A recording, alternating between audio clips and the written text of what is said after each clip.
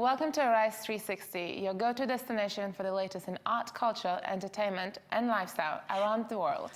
That's right, and coming up on today's show, we'll tell you about Lagos' first Biennial, which is taking place this weekend. And then one of the Dove models speaks out about the backlash on the recent ad.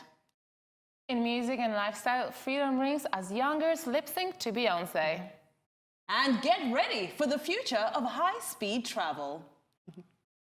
We also have two special guests from the art world in our studio, so stay tuned.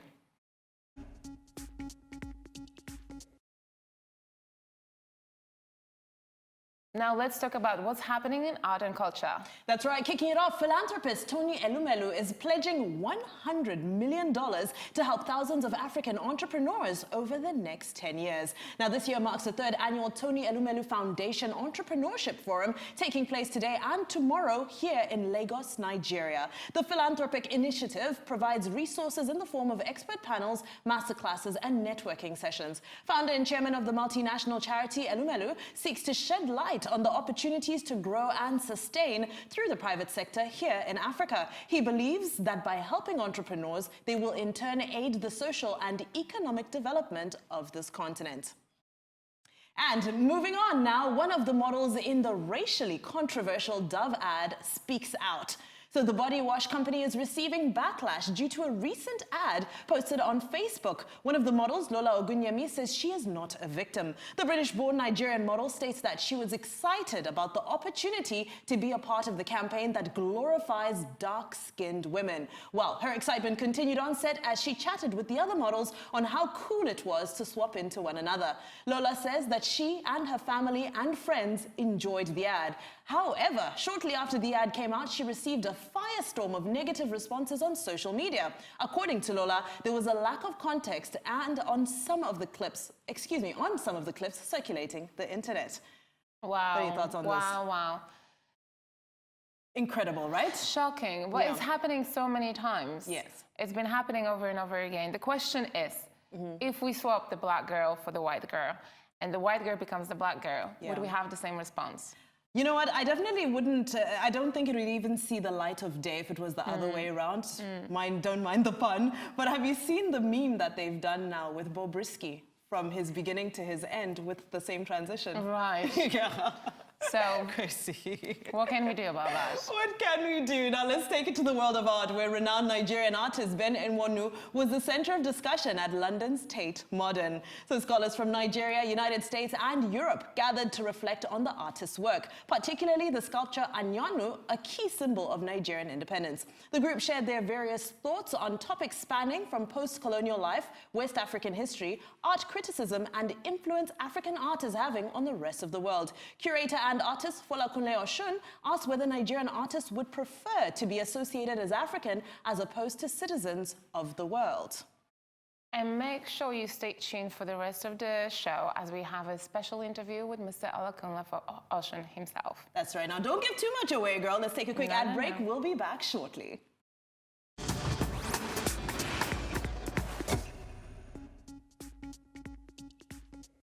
And welcome back. You're still tuned into Arise 360 with Gina Mama and myself, Vimbai. Now, Gina, you were giving us a little bit of a lowdown of an interview you had recently.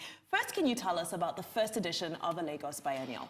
Well, it's a fantastic art exhibition that will be happening every 2 years in Lagos. It will last for about a month and a half, but I don't want to give too much away because we recently visited, as you said, Folakunle Oshun on site in Yaba. So please watch the exclusive interview we recorded for you.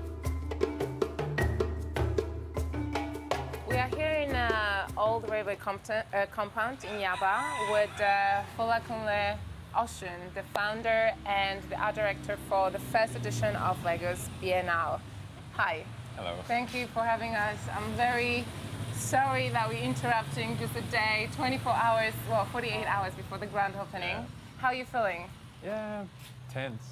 I can imagine. Good. Yeah. So the first question, why? We all been walking around wondering, and it's an amazing project. But what's the reason behind it? What prompts you to make it happen in Lagos? Why not? It's Lagos. how do I put it? I mean, I'm an artist. I'm from Lagos. I've lived here all my life, and I guess my art has taken me, to a few places. I've been in a couple of biennials myself, and I just figured if you do a biennial in Lagos, it's as simple as that. There's no Sure. theory to I it. understand. And was it a coincidence that this year we have the first Nigerian pavilion in Venice Biennale, the 57th-year of Venice Biennale? Was it a coincidence? Were you planning to have it done this year? Because I know you've mentioned you've been thinking about it for quite a while. Yeah. So why this year? Why not next year? Why not last year? Why this year? I think it's just representative of what's happening in the Lagos art scene and the energies that are gathering up and the progress we're making and the level of interest. How does it feel to be an artist and then switch to be not only a curator, an art director, but also a person who is pushing the press, pushing the sponsors, making this happen, even having the space, right? You have to go to the meetings, you have to talk to them. So from being an artist, you're focusing on being a business person. Yeah, first things first. I mean, as an artist, naturally, I am rebellious. So it's, in one sense, it is cutting through all the red tape. I think we're naturally impatient people, and but when you then cut through it, you realize why it's there. It's meant to create structure, to protect you legally, to make things work. But it's building a part of me that I would say was inexistent or weak before, and I think it's a problem with a lot of artists who just are hermits in their studios and they just create work and they get exploited by, galleries or whatever. I'm growing as a human being. It's a great experience, to be involved in the administration of art. Of course. Let's talk about the space, so the actual building. This building, Lukwe House, it's quite an interesting building. It gives me this feeling of a haunted house, a really spooky house. And yeah, that contrast of, having digital art, video art in here, sound, is, I really don't know what the end result will be like. It's more like an experiment. The artists, most of them are coming to Lagos for the first time in their lives, and they don't know what to expect. Many of them have just seen images of this house, of this building. They come in here and they go crazy. They're like, oh my God! Yeah, so we've decided not to clean it, just leave it the way it is. Yes. And it holds a lot of history. It's over 100 years old. But the good thing is, a lot of the videos, a lot of the work that will be screened here are quite historical, in their context. So it's they kind of meet at some point. It's not just two separate directions. They meet at some point. Let's take you guys inside so you can have a look how the haunted house looks like.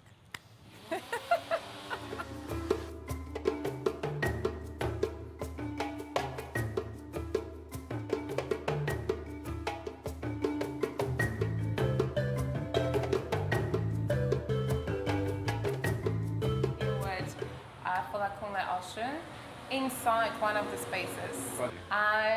One of the other questions I had for you is the artists themselves. What was the process of selecting the artists and how many nationalities we have here? Let's talk about that a bit more. Okay, first we have roughly 14, 15 nationalities. It was, in a sense, it was quite random. There wasn't like an open call or anything. But at the same time, it was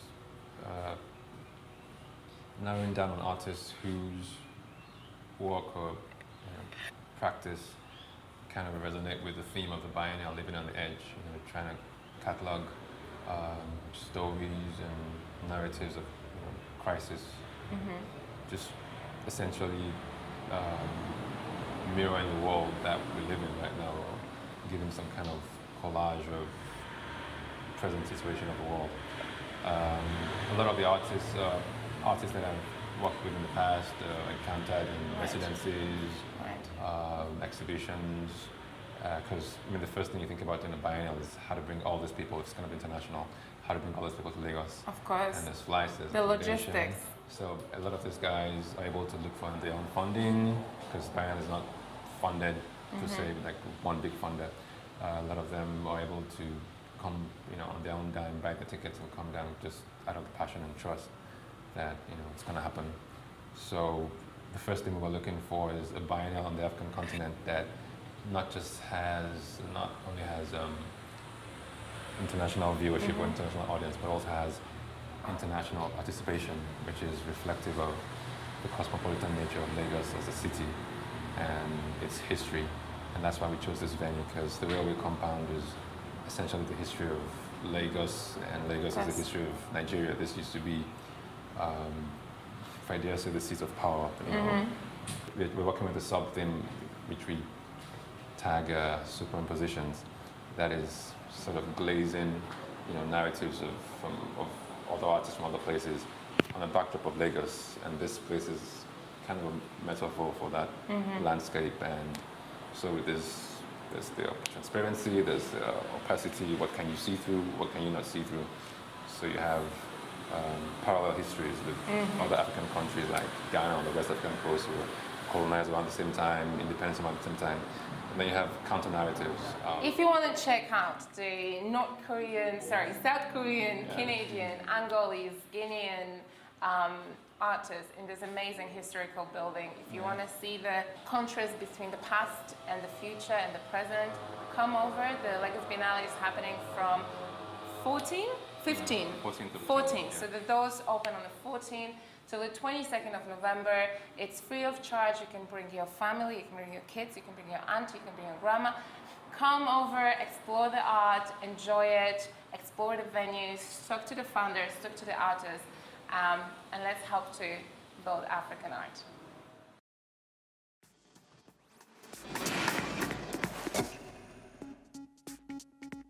Well, girl, should we get back into some entertainment news? We should. We definitely should. All right, now let's jet over to Tinseltown, where more accusations of sexual harassment in Hollywood are coming out in the wake of Harvey Weinstein's scandal. Now, a famous male actor talks about a lewd run-in with another one of Hollywood's high-level producers. Now, since the breaking of Weinstein's scandal, celebrities such as Gwyneth Paltrow, Angelina Jolie, and Cara Delevingne have come forward about the intimidation and manipulation he used through his position and power. To join that list of those affected by industry predators is Terry Crews, star of Brooklyn Nine-Nine. Now, in a recent Twitter rant, he disclosed that he attended a party where a well-known producer groped him in front of his wife. Crews was angry and wanted to react, but because of his race and size, he knew the narrative would be one-sided and feared being ostracized in the business. Crews tweeted, "Hollywood is not the only business where this happens, and to the casualties of this behavior, you are not alone. Hopefully me coming forward with my story will deter a predator and encourage someone who feels hopeless." Goodness, can you believe this is happening in broad daylight in Hollywood? And I think it's been happening for a very long time. Yeah. It's kind of the backbone of the business. I don't want to say that, but I feel like it is. And we need people to come out. And it's not only Hollywood, it's across the world in the industry when men in power abuse their power. So we need the people to come out, definitely. You know where my heart breaks, right? I look at somebody like Angelina Jolie. And I'd like to believe she made it to the top just from talent and hard work. Right. But now I'm like, is this what was happening behind the scenes? And the next thing somebody's going to tell us Beyonce was abused to become Beyonce. Oh my God, don't say that. No, I know, right? No. Next story, we're going. We're going, right? But we're celebrating Beyonce because who runs the world? Girls. The girls do. So Beyonce continues to promote female empowerment through a recent video drop for International Day of the Girl Child.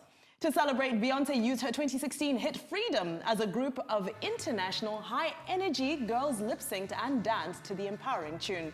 Produced by B and Salma Hayek's Chime for Change stance and the global goals, the video shed light on some disturbing data. A little over 70% of those trafficked are girls, and up to 130 million young females are not attending school. Can you believe these statistics? It's very, very, very sad. And we adults, we have to make sure that this is not happening anymore. Yeah.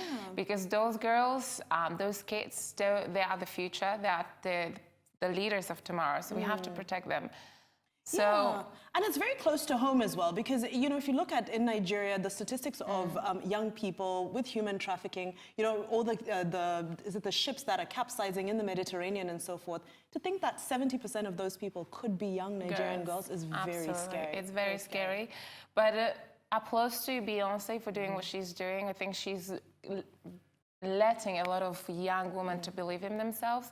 That's right. So More we power have to her. for sure, absolutely. Yeah. Great. Now, in some faster news, the founder of Virgin Group, Richard Branson, is going to have you zoom from London to Edinburgh in 50 minutes. And no, it is not by plane. Branson announces his investment of $85 million in Hyperloop One. This startup company is said to be the future of high-speed travel. Passengers and cargo will be placed into a pod and propelled through a tube hovering over tracks. 2 tests have been facilitated at their 500-meter compound track in Nevada. Aside from the anticipated route of London to Edinburgh, developments in United Arab Emirates, United States, Canada, Finland, the Netherlands, and India are ongoing. Girl, are you getting on this train?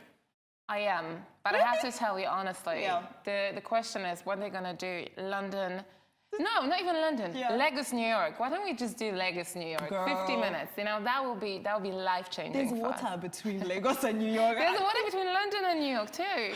You're on your own on that one. I'm not trying. It might end like the hot water balloon. I'm not trying it. Well, that's all we have for entertainment and lifestyle. And coming up, we have 2 very special guests, as promised, in our studios. So make sure you hang tight. We'll be back with plenty more.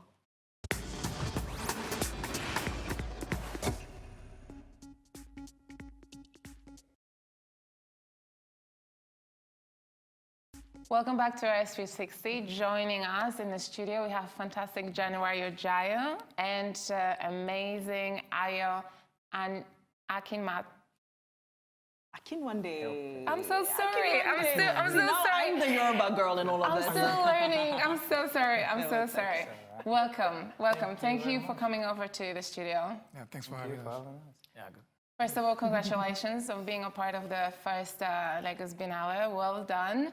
What are the expectations, the feelings, the emotions? What's happening? What's going through your mind right now before the opening tomorrow? All right. Myself, I'm very excited, but still a lot of work to do. So tomorrow we're going to be at the venue very early in the morning to get everything done for 2 o'clock official open, That's is it? correct, yeah. Yes. So basically everything is done, is in control, we're ready to go. And Aya, what did you know about the location? Because I don't think it was, you were briefed where you'll be having the exhibition, where you saw the location. We saw in a brief interview that it's a kind of very old, not renovated house. What are your thoughts when you went there for the first time? Okay, so I have a kind of very unique position. So I'm part of the curatorial team, and then so that means I'm very much involved in like the planning, like trying to the intellectualization of the whole project and stuff. And I'm also one of the artists at the Biennial. So it's the very interesting about the running shed is you have this sense of motion when you go into with the train tracks, and of course the works also kind of interact with the relics which we have there with the trains. So they represent the relics of colonization, and we have in our contemporary reality, and we just juxtaposing it on the train. So it's really a very interesting space to use. And tell us, Januario, you've met artists from around the world. As we've heard, Mr. Oshun was saying that we have about 14 to 15 nationalities. That's How do you, and of course you coming from Angola yourself, you're not based in Nigeria. So how did you feel when you arrived to the venue, and how the other artists felt? Because obviously you're not only learning Legos, but you also have this amazing location to deal with. Right, it's kind of surreal for me. It's first time being in Lagos. First time? Yes. Wow, well done. You've made it. But Nothing then, can kill you from now. yeah, but I have experience to deal and interact with the Nigerian guys because I've been in London for quite some time, and they I have a lot of friends from here. So it's like I was here before, but in spirit, but now it's like, I always you feel know, like that about Lagos. and Lagos is not that different than Luanda. Luanda is a bit slow, but Lagos like a fast pace. But if you're in Luanda, you just need to change the color and slow down a little bit because it's like we're going to the second gear and Lagos is like fourth gear. Yeah. So There's but no gear now, for Lagos. yeah, but now I start to understand. I'd like to be, you know, here for more time before even coming just to install my work and participate. So I would like to interact and learn a little bit more about the culture and how people, you know, deal with the things on a daily basis. And a lot of things start striking me like, yeah, well, I'm taking something with me which is positive back in Rwanda. So something tells me like I need to do something else because the world is not just London, Rwanda, Lisbon. There is other There's many countries. outlets. Yeah, but it's fun. When I get invited, I was a little bit skeptical because it's the first, very first edition of the Biennial. And I was like, is this guy's really, you know, it's make it happen, Lagos. yeah. And I was concerned about the support they get and everything else. But then I joined this spirit, like, let's go experiment, let's go do something that maybe change the world in a way. So, because I'm kind of, I do the same thing back home as well. I have this TEDx event, which is fantastic. what they doing. I did that 4 years ago, and I still run it. Now I'm doing like 5 editions, and it's very difficult. It's very difficult when you want to put an event like this, and you don't have the proper support and structure. yeah, and all that in place. And but that's why I call these guys like astronauts. That's why I call my team astronaut, because you guys doing like very impossible missions. I want to find out how Ayo and his team managed to convince all these people, all these artists from all around the world Especially to come the to artists not Nigeria. from Africa. Yes. Because Africa, we have similarities, right? But someone coming from Canada, or so we have South Korea, Canada. Was it a hard sell? Yeah, okay, it was not really. So first of all, the issue of identity is very, very complex now because we have people who have like multiple nationalities, and so it's kind of, it's not really about Canada or the US or stuff. So because of the peculiarity that we found ourselves with the Biennial in terms of funding, and we couldn't do like an open call, so we had to, it was more like a conversation from the beginning. So we're having conversation with different artists that we've met in probably various projects we've done, collaborations and residencies and stuff. So we try to reach out to them. Okay, we having this project in mind. This is the framework we're working with, and we're trying to identify people whose work kind of addresses the issues of what it means to live on the edge. You know, for Lagos, from the geographical thing of the edge of the Atlantic, and also the mental aspect of having to live in Lagos, what it means, like the energy and stuff. And then so we had artists who share similar stuff, and okay, this guy is doing this kind of work, this person is doing kind of work, and then we try to develop like this, this conversation like over like 6 months, And tell me one thing, because you are a fantastic photographer, a person who tells a visual stories, and you try to capture the political and the social, economical issues of the modern Nigeria. Okay. So tell me, do you think by bringing the world-class arts to the country, we can change anything? We can change the way art is viewed by Nigerians, by Africans? Is that possible by creating the Lagos Biennale? Can we change the way people view the art? Okay. I don't think, first of all, when it comes to change, I don't think we can change the world if it's in that regard. But with regards how people view art, maybe. So for us, like 2017 is very important for us because it's the 40 years after the Festac 77, and if you look at what happened in Festac, it was more about celebration.